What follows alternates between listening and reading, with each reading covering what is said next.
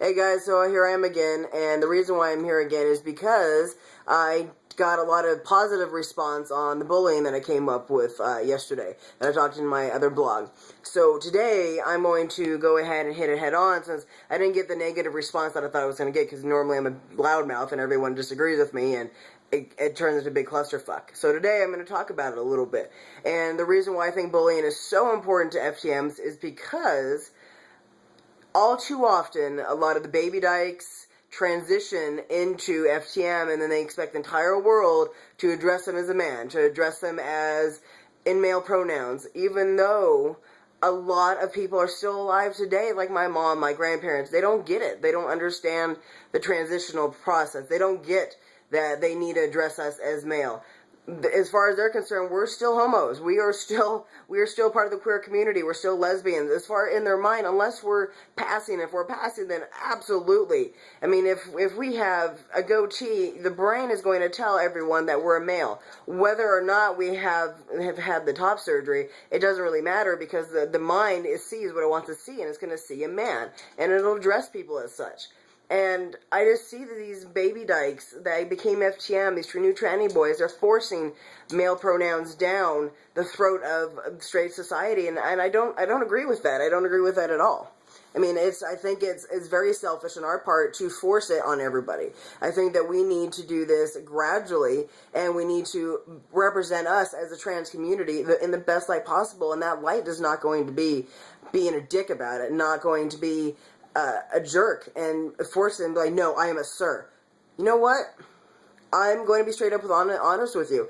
Until I have top surgery, and until I have a goatee, and until my voice passes, and until people can see it, I'm not really a sir, at least not in the eyes of the public.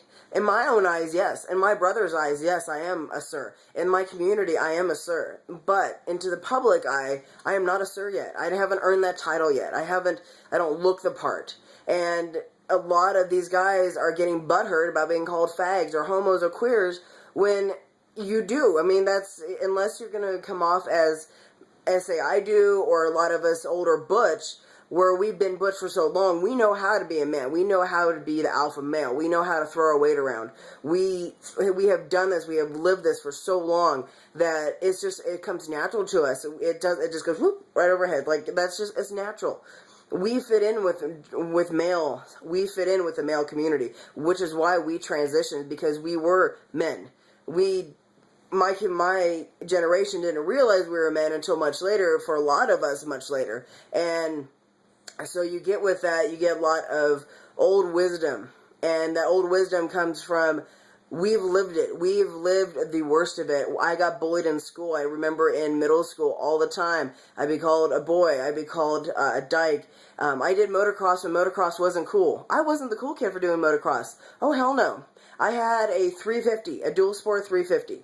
Now, it was a 4-stroke, and not like your new generation 4-strokes, which act like 2-strokes, because I don't think you know this or not. But a 4-stroke, when you go off a jump, an old 4-stroke, when you go off a jump, before it hits, it stalls. You're going to crash every time unless you know how to work it. But it is like taking a tank over a fucking jump, like a double whoopty. It's not fun, and it hurts like hell, but you did it, like we did it when we were kids, because that's what we had, was 4 strokes. Like growing up in California, only the special kids had 2 strokes. And they were the lucky ones, because, you know, that just wasn't the popular thing at that point in time, because motocross was not yet the in thing to do. So a lot of the kids called me dyke on a bike, dyke on a bike. I didn't know what it was. I didn't know what a dyke was. And remember, I have already said that my mom kept me closeted because I told her that I like girls, so I had no fucking clue. I was completely fucking oblivious, and at that time, there is no internet. I can't go look it up on the internet. Dyke on a bike, what does that mean? Oh my god, that's me. I didn't know that. I was not aware of this. But I would go around the halls chanting dyke on a bike, because it fucking rhymed. And I'm a young kid. I'm like, woo, that's really cool. I'm a dyke on the bike. All right. No. But, I mean, I got picked on for it. I had Coke bottle glasses. You know, I had the Coke bottle glasses. I was the fat kid. I was an odd kid. I was a weirdo. I was, of course, obviously transgendered. And then I had this one girl from Guam who insisted on singing a Mariah Carey song to me, and I was completely mortified. And I think from that day, I've always from that day don't like people singing to me because I was just so fucking traumatized from that whole issue.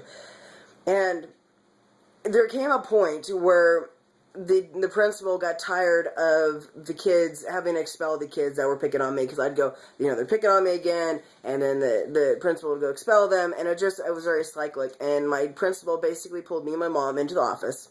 She said, point blank, you have to do what you need to do to protect yourself. Whatever that may be, we will look the other way. Okay, let's think about this for a second. I'm a big girl. At that time, I was a big girl. I was going to whoop your ass if you so much as looked at me wrong, but I couldn't because my mom had told me, don't hit people. The school had told me, don't hit people. So, obviously, I was raised, don't hit anybody. That's not nice. But when I got told that I could, I rained holy fucking terror on these scumbags that wouldn't fucking stop, and they were relentless in their brutality, not only just towards me, but to the other kids that they were picking on. And I figured I took it upon myself to go ahead and dole out some vigilante justice. Let me tell you, there were a lot of lockers with face prints in them, and they weren't my face prints. I found a very good use for all the concrete watering fountains that is very good for smashing people's faces in. These boys would run from me. By the time I got done with my reign of terror, they would be running from me, and a lot of them dropped out of school. If they saw me, they ran the other direction. And that's just the thing, though, that where I grew up, you whoop someone's ass. Like, once you got the clear, you did it.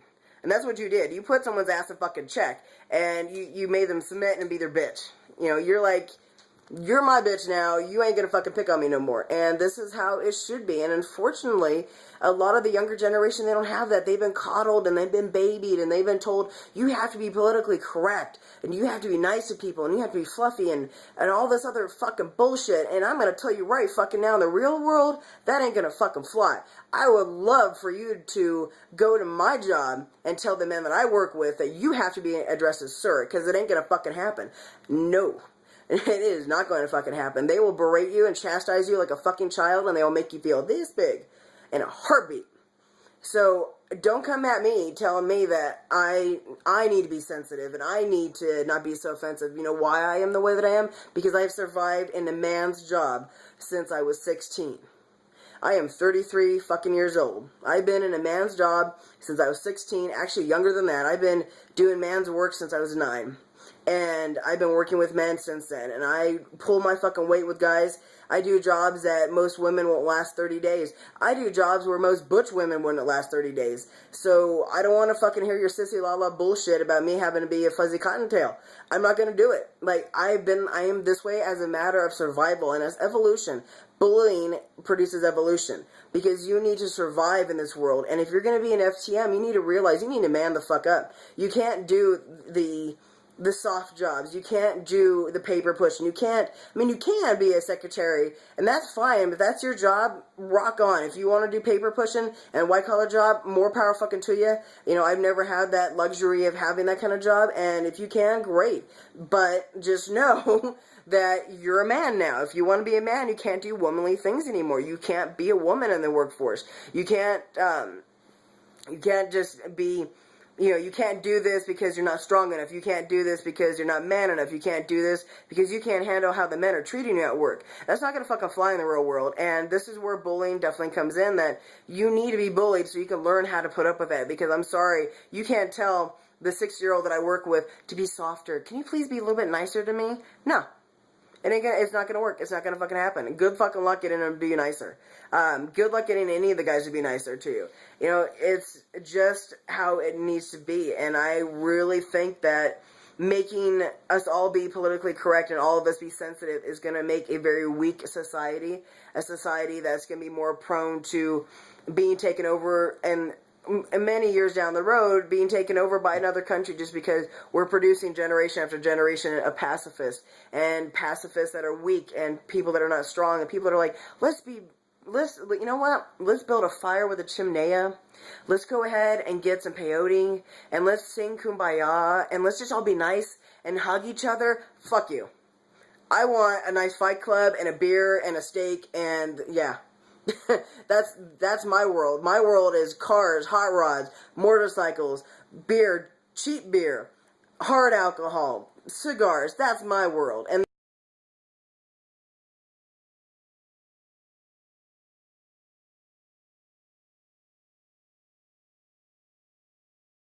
realizing that real world doesn't give a flying fuck about your sensitivity levels. Alright, that's my rant for the day, and thank you for listening.